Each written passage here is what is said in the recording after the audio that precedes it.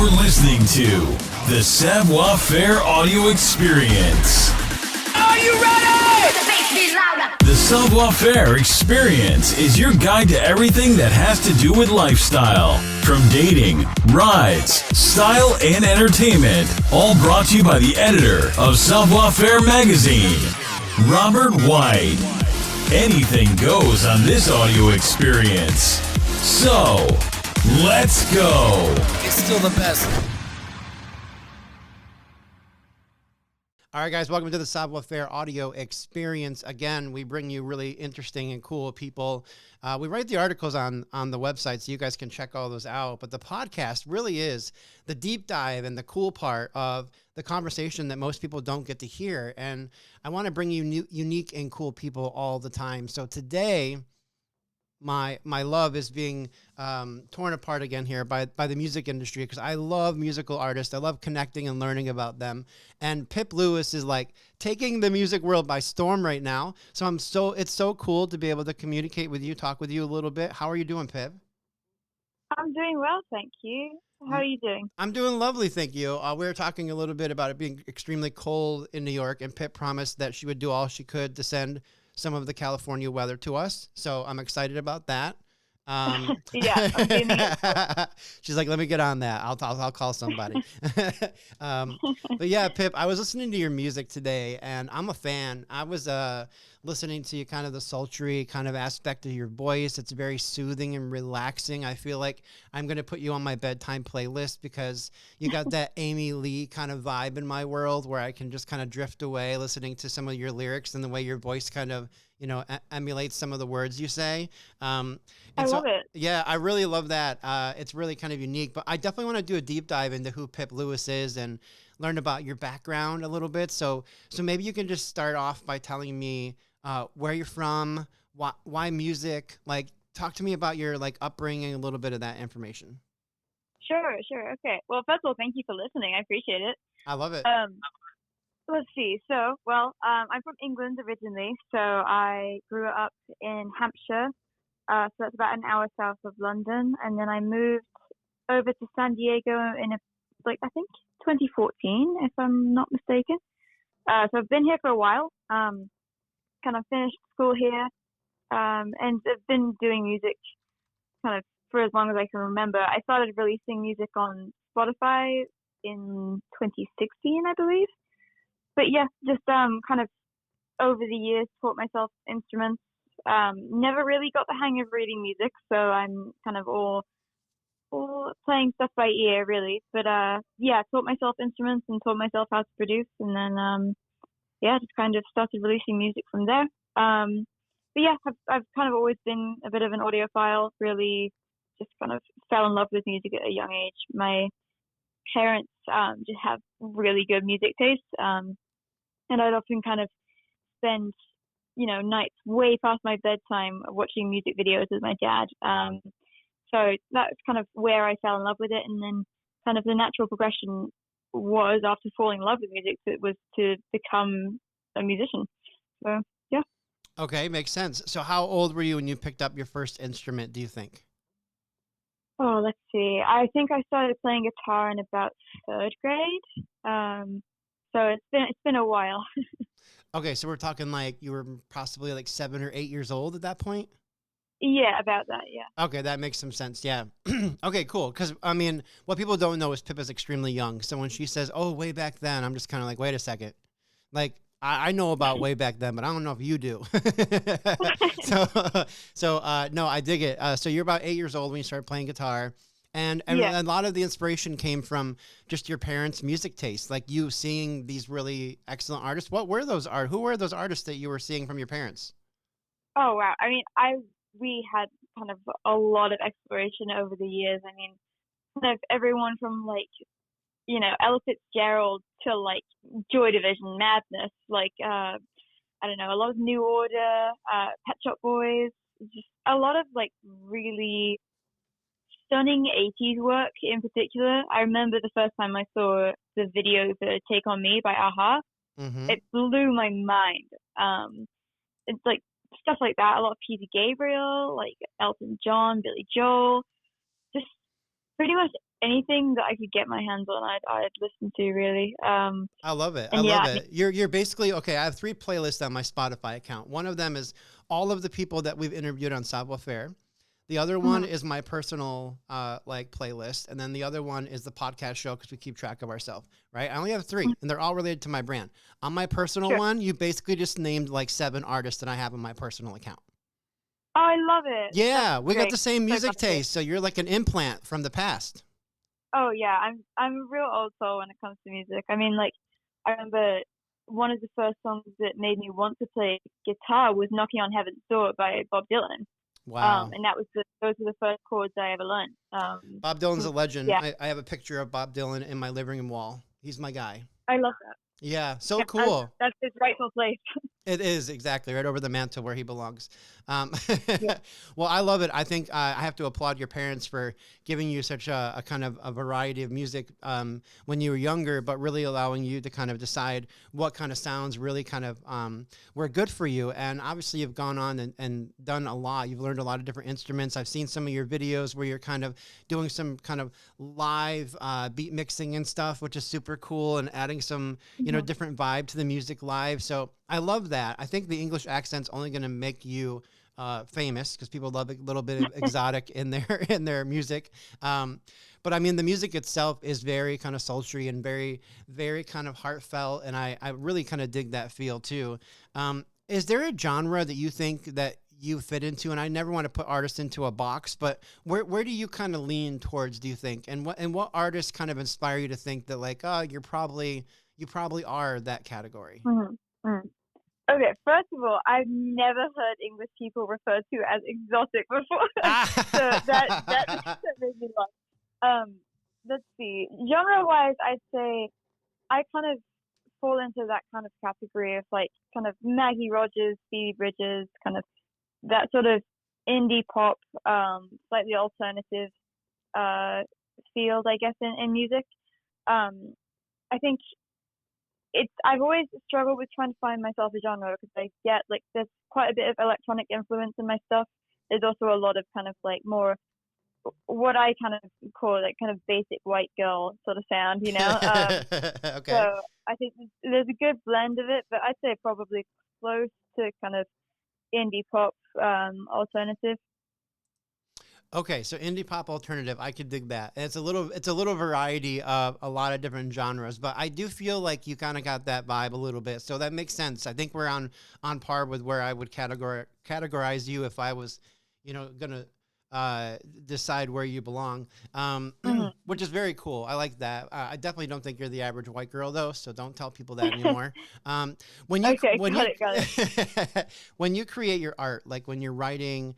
When you're trying to create different sounds, with the music that you're creating, what kind of inspires you the most? Do you feel like you vibe off of personal stories, other people's trauma? Like, what kind of things are you kind of picking up on that inspire you to write?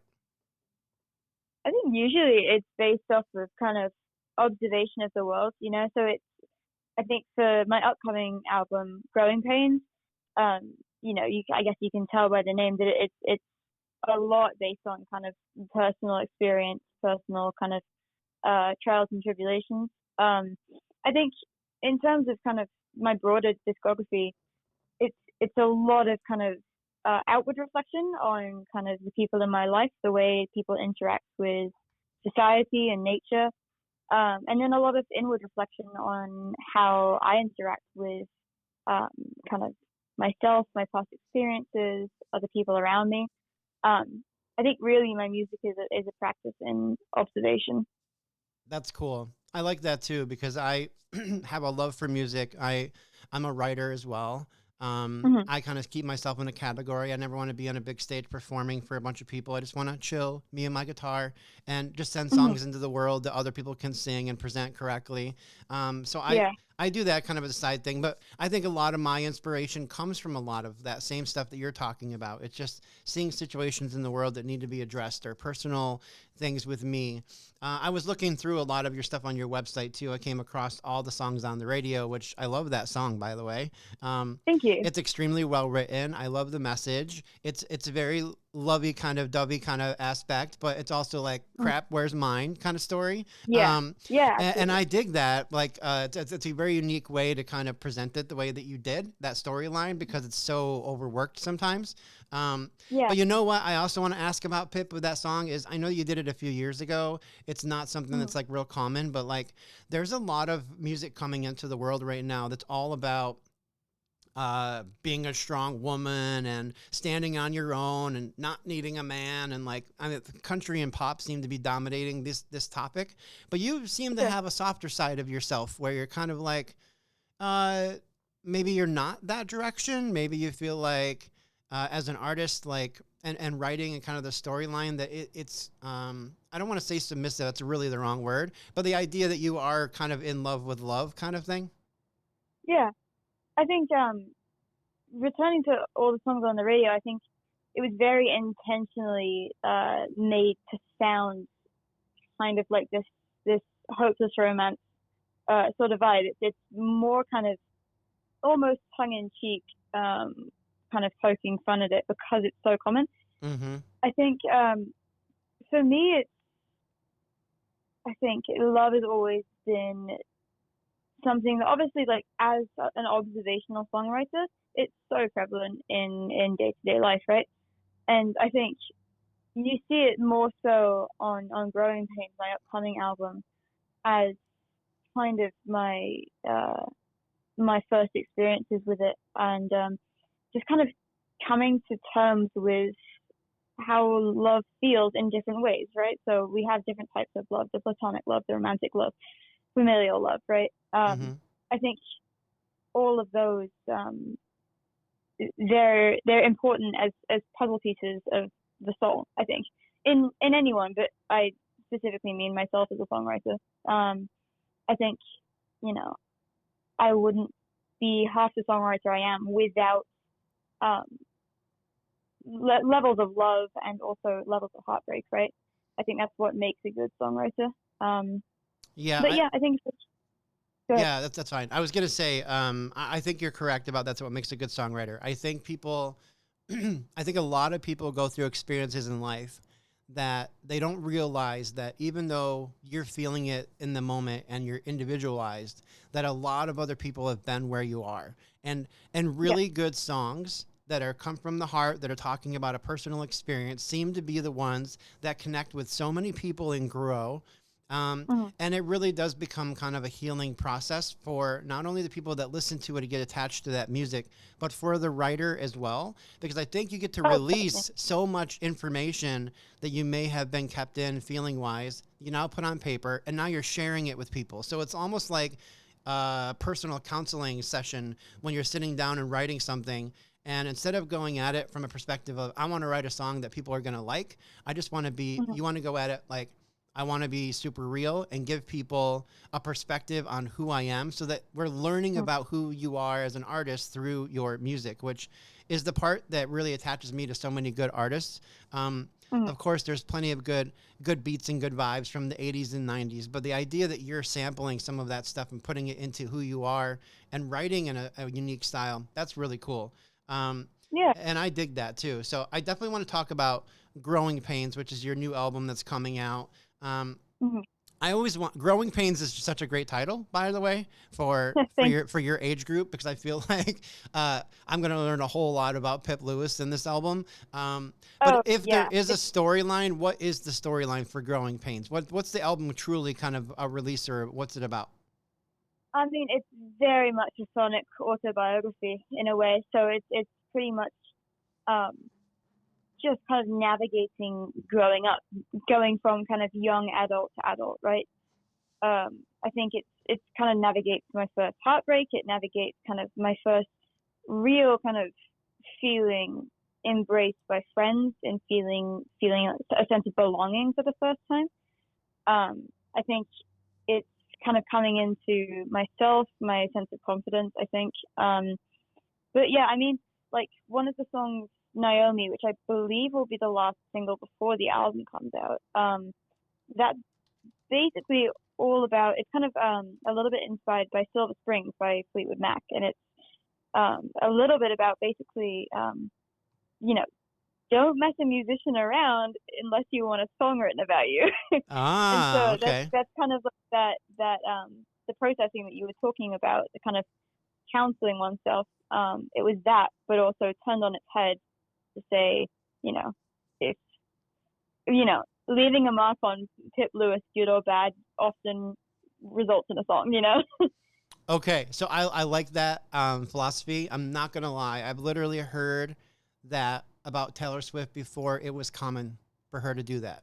Like, I know she's in a relationship and all now. Like, don't come at me, Swifties. But like, I heard in the music industry that, hey, if you don't want a song written about you, don't mess with that girl. Because Yeah. so that I mean, I love that you're vulnerable and you kind of put your storyline into a lot of these things. This album sounds really kind of cool because it is going to be a deep dive into who you are and kind of letting yourself out into these songs. One of the songs that I heard today that's on the Growing Pains album is called Safe and Sound. And I have a couple of silly questions for you about this song because I listened to this song. I watched the music video that you released on YouTube. I was going through it. Did you actually drink sand in this video? I got asked that quite a bit actually, and no, it's brown sugar. Oh, okay. Which still is an overkill, by the way. I couldn't imagine putting a cup full of brown sugar in my mouth. Yeah, no, it was not pleasant, but it was a lot more pleasant than sand. I'll tell you that. Okay, I was like, wait a second, she really just did that? Like, this girl's Yeah, dedicated to her art. committed to the bit. No, I love that's cool. Well, talk to me about Safe and Sound. That's the new single you just released. I definitely want to know about this song. It definitely looks, I mean, from my perspective, I think the music video is the eye-catching piece to this song. It really kind of delivers kind of the storyline a little bit, but I always like to hear the artist perspective, and then I'll tell you what I picked up on. Yeah. I think really Safe and Sound is this commentary. I think that sometimes overplayed in the music industry of kind of feeling alone in a crowd, right? A lot of people talk about it. I think the difference with Safe and Sound is that there's no resentment towards the crowd, right? It's actually a cry for help into the crowd, but it's then this, what I would call a love letter to the people who answer the cry for help. So it's not this kind of like resentment of, I feel so alone in this crowd and no one's paying attention to me, right? No one can see that I'm suffering. It's really kind of like an homage to the people who can see me at my most kind of invisible, if that makes sense. And that's kind of, we try to reflect that in the music video. It's kind of like this isolation, which you can kind of see in the desert scenes, and then kind of wading through crowds of people, right? And all those people in my music video, those are my closest friends, and they all kind of piled together to come help me make that music video. That's cool. Good friends for you. I mean, that's awesome to have people like that in your album or in the music video, I mean. And the pickup that I got from Safe and Sound, and I think everyone's perspective is going to be different when they actually go listen to the song. And I encourage people to go because it's very well written. But Safe and Sound has this vibe of, I'm extremely confident in myself and I'm completely safe and sound in a room full of people I don't know. That's what I picked up. I like the idea of being able to say like, yep, there's the whole crowded thing and being lost in a crowd, but in a more kind of positive way instead of the cry for help negative way is what I picked up on when I was listening to the song and like watching the video to see what the storyline is that you're trying to present. That's kind of what I picked up on. Is that accurate, or do you think has anyone else said it's been that kind of feel for them? I think a lot of people pick up on the more sort of, I wouldn't say manic side of it, but the little bit like sort of panicky side of being in this crowd of people. I think it's like kind of a pretty quintessential anxious person thing to experience, right? Yeah. Being in a crowd and going, oh my God, there's so many people. Like I think that's what most people pick up on, and I think it's refreshing to hear you say that you can hear this like the positivity in it, because it definitely exists, right? I think a lot of it, and like going back to Growing Pains, it's like a lot of it is coming to terms with, individuality and being steadfast in your own view of yourself, right? And Safe and Sound definitely does have an element to that. No, I like it. And I think it comes from a generational difference, right? Because I'm probably your parents' age.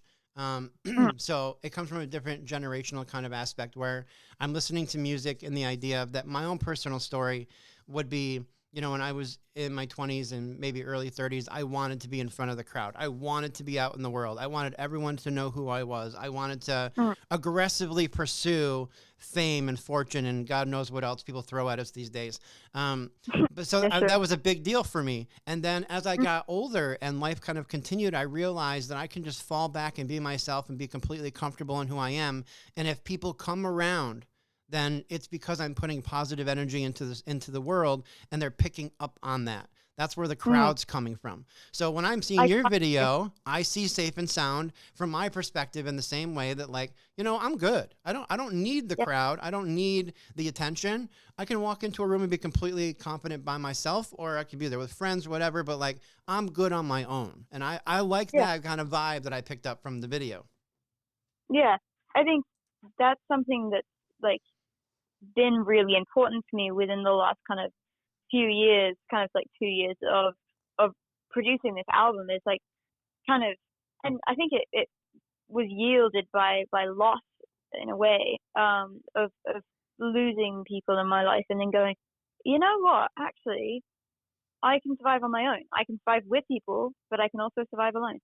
I think like that kind of idea of individuality and some level of kind of uniqueness that's the reason why I'm dressed like a disco ball in the music video. I'm just like all sparkles, right? And that's kind of like me creating this caricature of Pip Lewis, right? Like I spend most of my days in kind of like grubby rock climbing gear, right? So putting on this sort of like disco ball type attitude and outfit was really me kind of being a bit sort of like almost teasing of the image that we like to have of ourselves, right? I like that. Now that you're talking about the dress in the video, that makes really a lot of sense, honestly, because it is like the disco ball being the center of the nightclub or the center of the party, basically, and people realize that it's not there when it's not there, type of thing. So that's a kind of cool, direction you kind of go with that, which is really unique. Well, what's going on for 2025, Pip? Are you going on tour? Are you going to release this album and release some other new music along with it? What's your plans for this year? Yeah, so the plan is basically I'm going to keep releasing singles in the months leading up to the album release.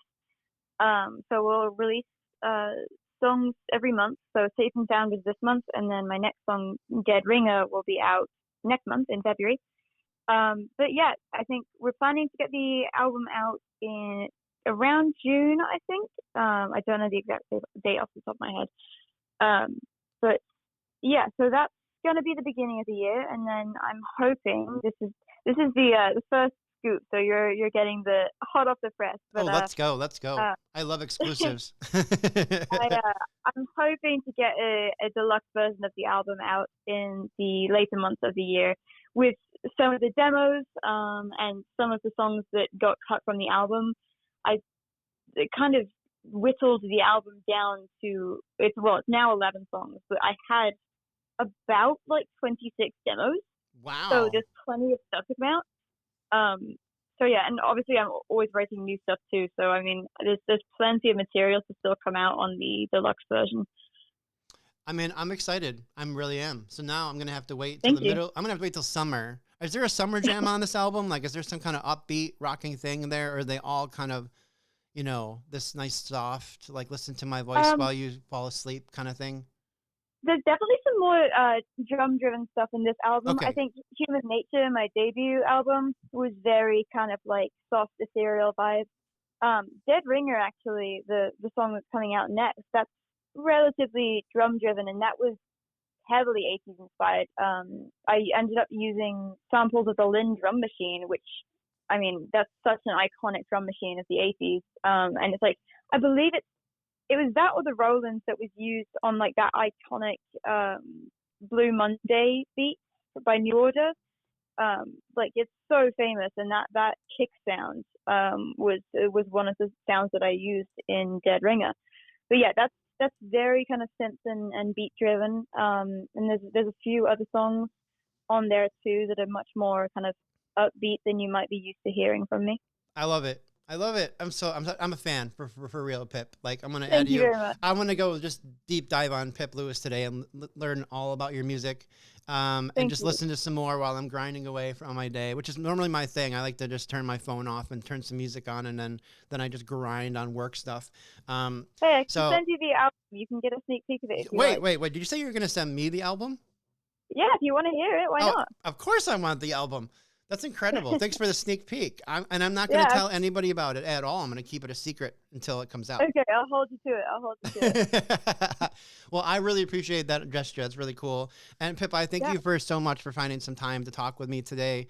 I really am a good fan of your writing, and I really kind of respect a lot of writers. I don't see generational differences. I don't see, color and all those things. I just really see the talent in people when I talk to different musicians and artists out there. And you're definitely, I think you have something really good going on, and I'm excited to see kind of where this leads you in the future.